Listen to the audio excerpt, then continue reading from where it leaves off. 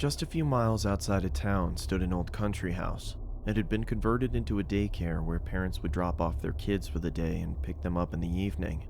However, said daycare had been out of business for a few years now. There was a sign posted in the front yard, just a few feet from the house, that read Happy Sun Daycare, with a drawing of a cute-looking cartoony sun painted on it.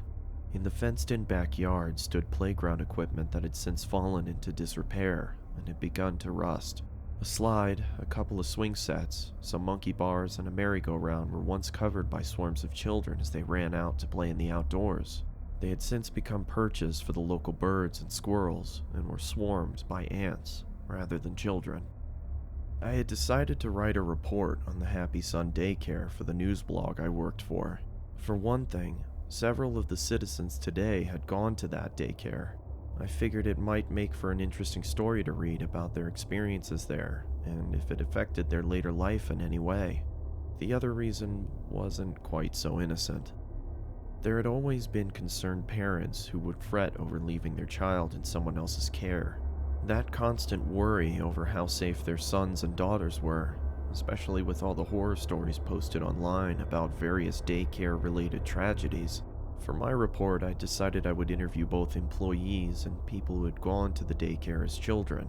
I wanted to get as many different points of view as possible so that it wouldn't seem too terribly biased. Of course, I agreed to not use their real names for the sake of their privacy.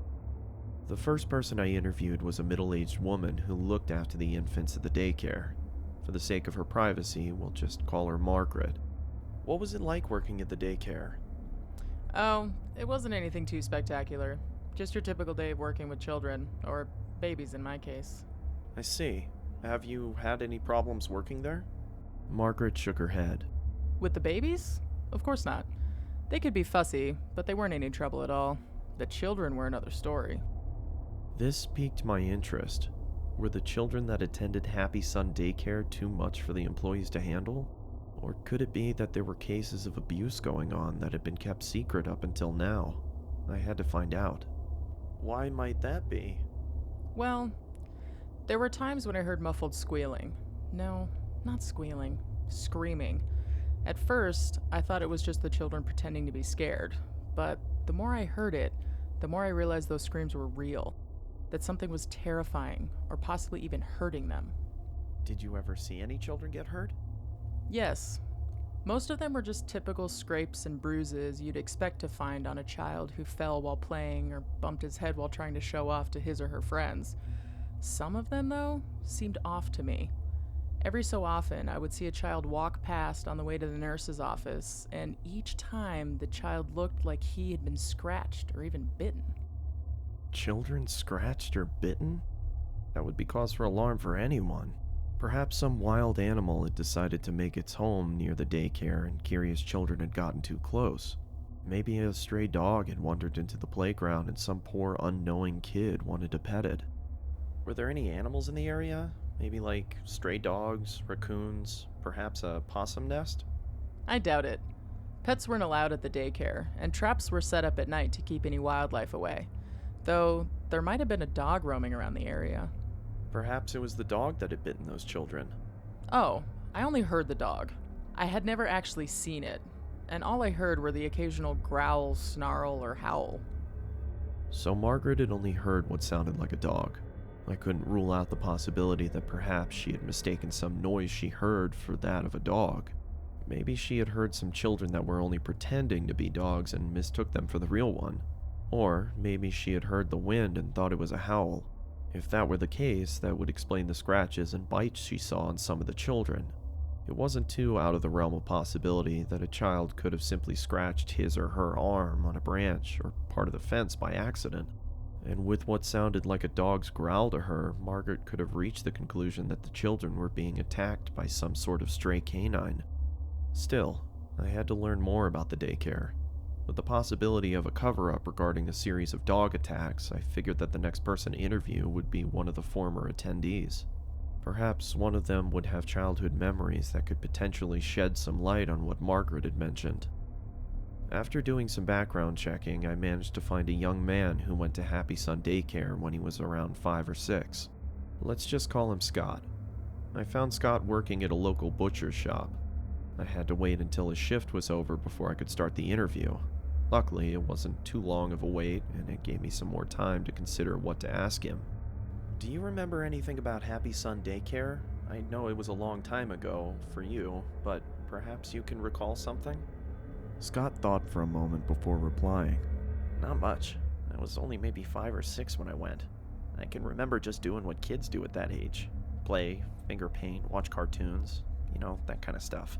Were you a good kid? I mean, for the most part. Occasionally I'd get into some trouble, nothing too serious though. Just your typical kid fussiness, not wanting to take naps and refusing to eat veggies. I see. And was the daycare fair in how they disciplined you? Somewhat. All I ever got was a scolding and the occasional timeout. Pretty much they made you sit in a corner for a few minutes until they felt that you were ready to join the other kids. Though, you were lucky if that's all you got. What Scott said baffled me a bit. They were lucky? How? I began to wonder if perhaps there had been more severe punishments for the more unruly children that attended the daycare. Could there have been some sort of more controversial form of discipline that the employees at Happy Sun Daycare used that they didn't want known to the public? What exactly do you mean? For a moment, Scott gave me a brief shudder. He seemed to have recalled something from his childhood that frightened him and seemed to have affected him in his adulthood as well. The kids who got into real trouble were sent to the Grey Door. I've never been in there myself, but I knew a few kids that did. Ones that would get into fights or throw huge tantrums. They'd end up going into that room. I don't know what happened in there, but they'd always come out shaking, with wide eyes. A few would break down crying, some would scream, and one kid even threw up before passing out. I frowned slightly. What sort of horrors had been conducted in the room that had been nicknamed the Grey Door? I then remembered what Margaret had told me and decided to check to see if perhaps there was a connection with her story and what Scott had just said. Did the children have any scratches or bites on them, and did you hear any strange noises at all? A few kids had scratches on them after they left the Grey Door, but I thought that they got those before, and I just didn't notice them at first. They could have tripped or something. I did hear some heavy breathing. That could have just been some kid panting from running a lot. It's hard to say for sure. First, Margaret said she thought she heard a dog snarling, and now Scott told me he heard heavy breathing. Between the strange noises, mysterious scratches on misbehaving children, and the mystery of the Grey Door room, I couldn't help but wonder what it was that Happy Sun Daycare had been hiding all these years. I thanked Scott for taking the time to speak with me before moving on to the next person to interview. With my curiosity regarding the Grey Door still heightened, I figured the next person to speak to would be one of the more troublemaking attendees of the daycare. I had to know more about what went on inside of that room, and perhaps one of them could tell me. After doing more background checks, I managed to track down a young woman who we'll refer to as Alice. She had been arrested 2 weeks ago for spraying graffiti and was charged for vandalism. Rather than spend time in jail, she agreed to do 4 months of community service. From what I read about her records, it seemed this wasn't the first time she had gotten in trouble with the law. Were you always this much trouble? Alice shrugged. Maybe. I wasn't sure how easy it would be to get the answers I wanted from her. She seemed like the type who would only cooperate if either she would get some sort of advantage or if it meant less time behind bars. I need to know about Happy Sun Daycare. Do you remember anything about the Grey Door? For a brief second, a hint of fear flashed in her eyes. Her face became pale as a few beads of sweat trickled down her forehead. That was a long time ago. Surely you must have remembered something. Records show that you were 10 when you attended. Are you sure you can't recall anything? Alice took a few deep breaths and began to regain her composure. If the mere mention of the Grey Door room was enough to put fear into her after all these years, I couldn't help but dread what horrors she could have possibly experienced. Here was someone who had run-ins with the law, someone who had been arrested for various crimes, primarily theft, vandalism, and trespassing, and yet it was something from her childhood that caused the most fear of being punished. Why? Okay, I'll tell you. But you gotta promise never to say that I told you anything. Got it? I won't reveal any names. That'll be strictly confidential. You see, I was playing outside in the playground. I remember wanting to play on the swings. Another kid claimed he had already gotten first dibs to play on them. Before I knew it, we were in a big argument. I lost control. The next thing I knew, he was on the ground crying. I must have pushed him when we were arguing.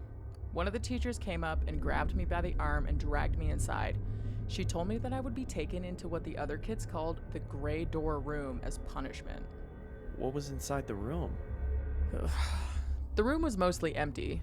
I remember the floor was nothing but dirt ground, and the only light was a dingy old bulb that barely lit anything up.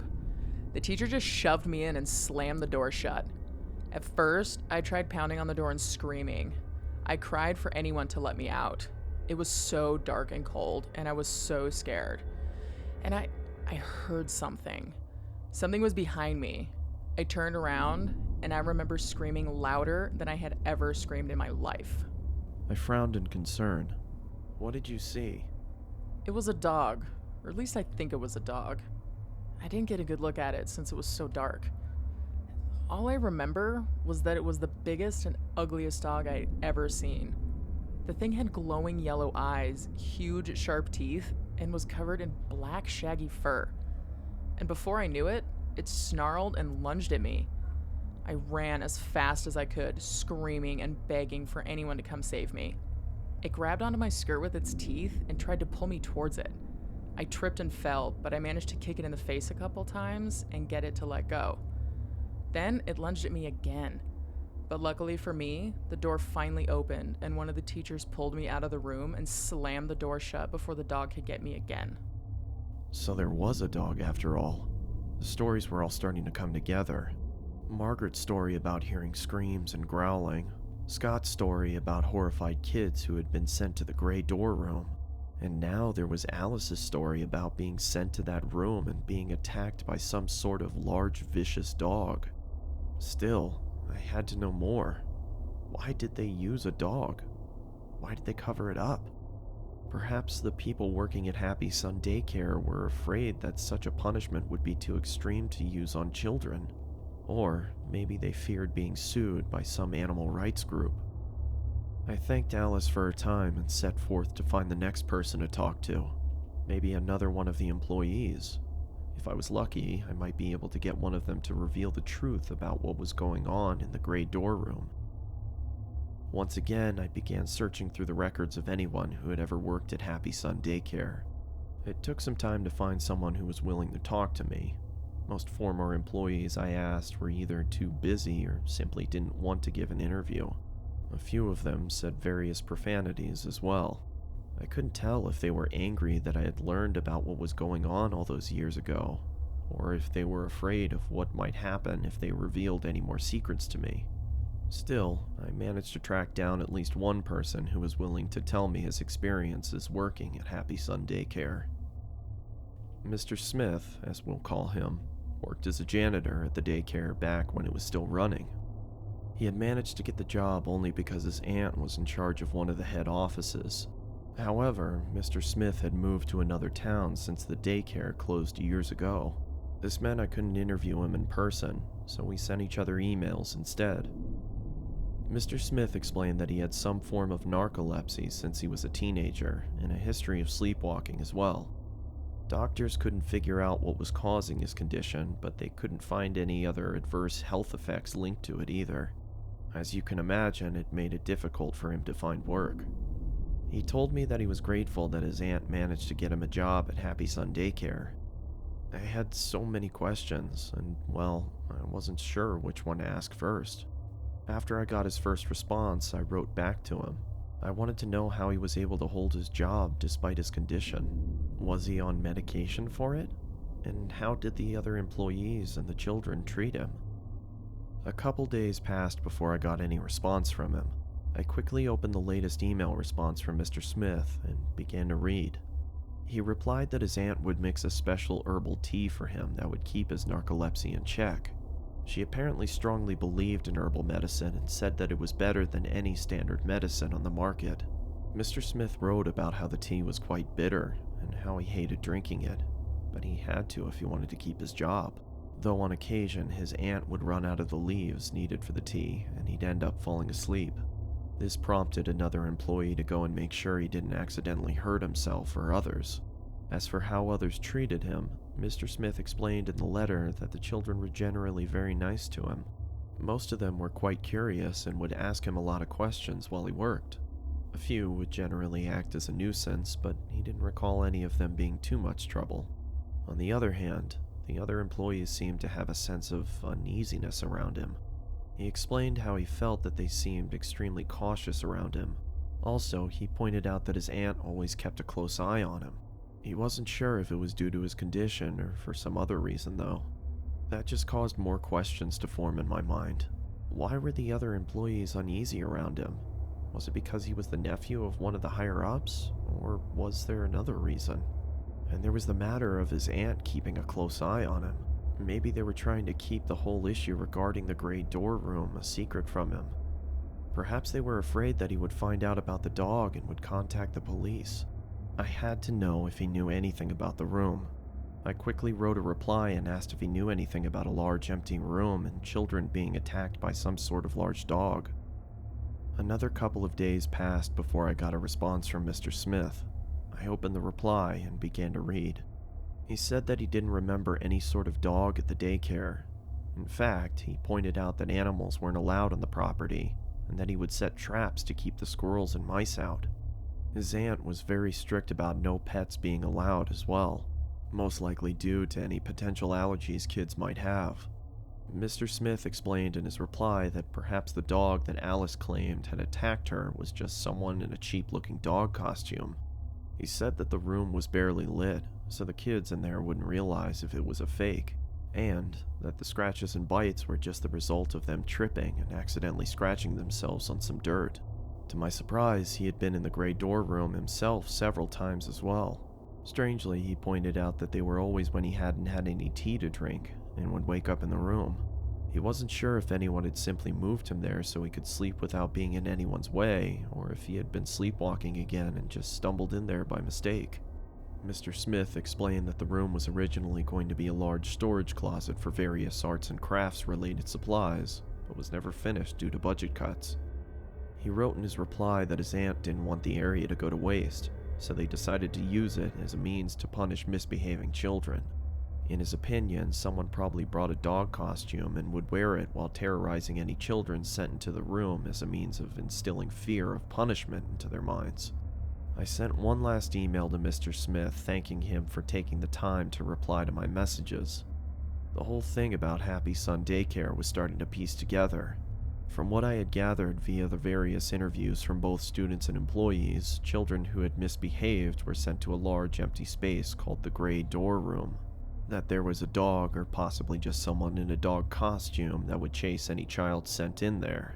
And finally, that said children would be pulled to safety before the dog could cause any serious harm. There was only one thing left to do. I was going to head inside Happy Sun Daycare and investigate the infamous Gray Door Room myself. I had to see for myself if there was anything that could solve this strange cover-up. Several minutes passed as I drove out into the countryside towards the abandoned building. I parked the car in the front driveway and took a few deep breaths. The front door was unlocked, which was lucky for me. I gently pushed the door open and began to look inside. The interior was dingy and covered in a layer of dust. Cobwebs spread over various desks and chairs that hadn't been used in quite some time. A musty smell filled the house and mixed with the odor of feces and urine from the rats that now made this place their home. It was nauseating, to say the least. After I explored several different areas, I soon found the foreboding gray door that was said to lead to the dreaded room. The door was quite heavy and took me several tries before I managed to force it open. Just like Alice had described, the room was dark and empty with a dirt floor and a dingy bulb.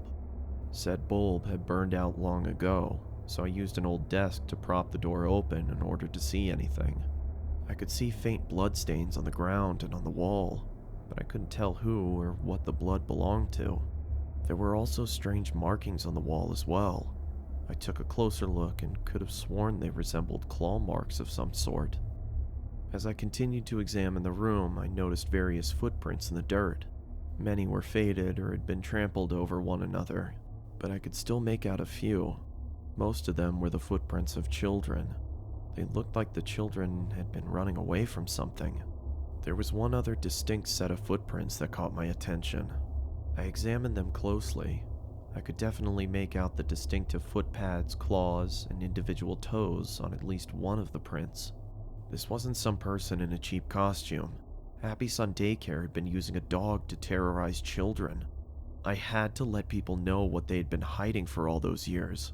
However, as I made my way out of the daycare into my car, there was one aspect about those footprints that made me uneasy. Since when do dogs walk on two legs?